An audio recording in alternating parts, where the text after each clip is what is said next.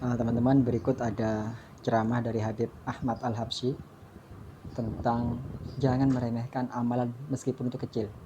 Ini kisah tentang Al-Imam Ghazali, bagaimana beliau mulia, dimuliakan oleh Allah hanya lantaran melakukan mungkin sepele. Pada kajian yang lalu kita sudah pernah bahas bagaimana Imam Ghazali mendapatkan kemuliaan derajat yang mulia. Salah satu yang beliau dapatkan kemuliaan tersebut dari amalnya apa? Ketika mau menulis sebuah tulisan, menulis kitabnya, maka penanya yang terbuat dari zaman dulu, pena itu kan dicelup ke tinta. Ketika mau nulis, mau dituliskan, maka ada seekor lalat yang hinggap di penanya tadi. Ketika lalat tadi hinggap di penanya, maka Imam Al-Ghazali tidak menggerakkan tangannya. Tidak terus mau nulis, tidak, didiamkan. Ditunggu sampai lalat itu minum sampai kenyang. Setelah lalat itu minum sampai kenyang dari tinta tersebut, itu lalat pergi, baru Imam Ghazali menulis. Ternyata amal yang sepele itu menjadikan derajat beliau dimuliakan oleh Allah Subhanahu wa taala.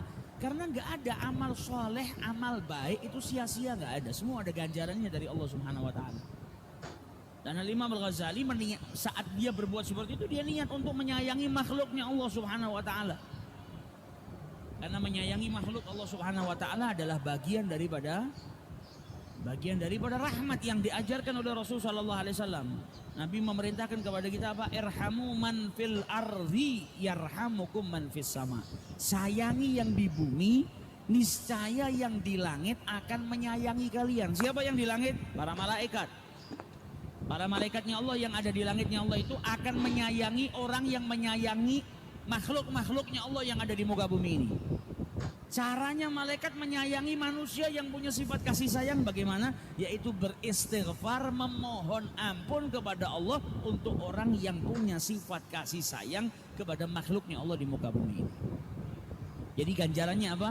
Irhamu man fil ardi, sayangi yang ada di muka bumi ini. Ganjarannya yarhamukum man fis sama, yang di langitnya Allah akan menyayangi kalian. Jadi ketika ada orang berbuat baik kepada makhluknya Allah, baik itu manusia, baik itu hayawan, ketika dia berbuat baik dengan niatan berkasih sayangnya dia kepada makhluknya Allah, maka ada jutaan atau bahkan miliaran atau bahkan jumlahnya malaikat itu nggak terhitung banyaknya. Malaikat yang banyaknya seperti itu beristighfar, memintakan ampun kepada Allah Subhanahu wa taala buat orang yang menyayangi makhluknya Allah Subhanahu wa taala. Jadi Imam Ghazali dia diemin lalat tadi, tujuannya apa? Sayang sama makhluknya Allah, dia mau minum didiemin sama dia. Maka amalnya yang kelihatannya sepele seperti itu ternyata menjadikan apa? Malaikatnya Allah yang jumlahnya tidak terhitung banyaknya itu beristighfar, memintakan ampun buat orang tersebut. Buat Imam Ghazali tadi. Nah, ini sinkronnya, saya punya kisah. Ada orang ini punya teman. Lah, temannya ini kalau mandi lama sekali. Ibarat manusia rata-rata itu kalau mandi normal 5 menit 10 menit. Nah, temannya si orang ini mandi sampai setengah jam. Ditunggu lama sekali, padahal di dalam tidak ada suara air, tidak terdengar gayung, tidak ada siraman air. Akhirnya bertanya, "Mas, cepetan, antri. Ya, sebentar mas, sebentar." Ditunggu lagi, kok nggak mandi, kok nggak disiram-siram, kok nggak ada bunyi apapun. Loh mas, sampean ngapain? Ya sebentar mas, lagi BAB tak? Enggak. Loh antri mas, sampean udah lama ini, ngapain di dalam? Akhirnya orang yang di dalam kamar itu cerita, "Sebentar mas, ini aku lihat semut ada di lantai. Ketika aku mandi, air yang tumpah ke bawah akan menyeret semut sehingga ia akan terbawa arus, lalu meninggal, lalu mati. Maka aku akan pindahkan satu persatu semut yang di lantai ke tembok, dan jumlahnya tidak sedikit. Maka aku telatih aku pindah satu-satu dari lantai ke tembok, agar supaya mereka tidak terbawa arus air yang aku siram nanti. Jadi aku nggak mau, karena aku mandi, air yang aku siram itu akan menghanyutkan semut-semut di lantai. Jadi dari tadi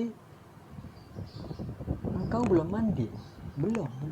Aku nggak berani mandi sebelum semut di lantai ini sudah naik ke atas. Kenapa engkau melakukan seperti itu? Ditanya. Karena semut ini adalah makhluk Allah dan aku juga makhluk Allah. Aku mencintai semua yang Allah ciptakan. Aku mencintai semua makhluk yang Allah ciptakan. Makanya dalam hadis itu, irhamu man fil ard yarhamukum man fis sama.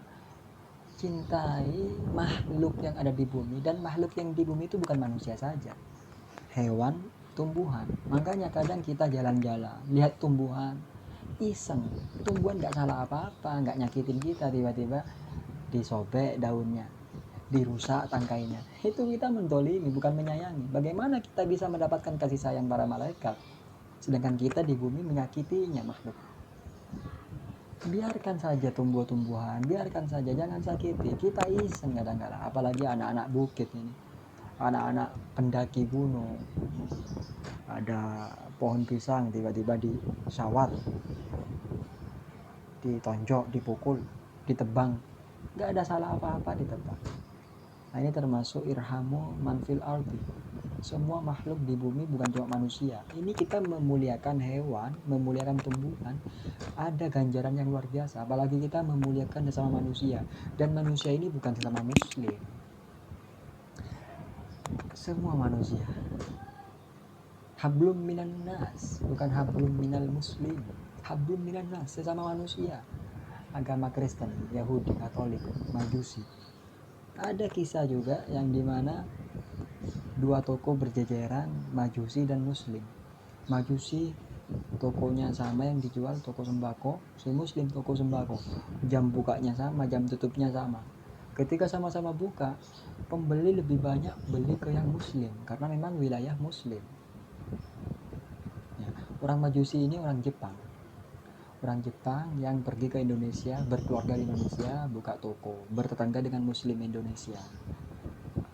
Orang Indonesia banyak beli ke yang Muslim, tapi si Muslim apa bilang, Mas, beli ke sebelah aja, yang dijual sama kok, harganya juga sama. Kasihan, sejak awal buka belum ada yang beli, silakan beli ke sebelah. Akhirnya diarahkan ke sebelah. Suatu ketika orang Jepang ini mau pulang negara, pamitan, Mas, saya mau pamit. Saya dapat kabar banyak pembeli yang mampir ke toko saya itu atas referensi engkau, sedangkan engkau adalah kompetitorku. Kenapa engkau melakukan demikian? Karena engkau adalah makhluk Allah dan aku adalah makhluk Allah. Aku akan mencintai siapapun yang Allah ciptakan. Apakah ajaranmu yang mengajarkan itu? Ajaran agamamu yang mengajarkan itu? Iya, itu adalah agamaku yang mengajarkanku. Maka saksikanlah, aku akan bersyahadat, aku akan masuk ke agamamu. Orang Majusi masuk Islam lantaran akhlaknya si Muslim itu. Ini luar biasa. Itu khalus surur, memuliakan orang itu luar biasa balasannya. Balasan yang pasti itu nanti kelak di akhirat. Namun ternyata ada bonus-bonus yang langsung diberikan Allah ke kita di dunia ini, yaitu lantaran ketenangan jiwa, karisma kita, kewibawaan kita nampak, disegani orang. Bahkan mungkin orang non-muslim pun bisa terkesima kepada akhlak kita, lalu masuk Islam. Banyak sekali kisah-kisah masuk Islam. Mudah-mudahan manfaat.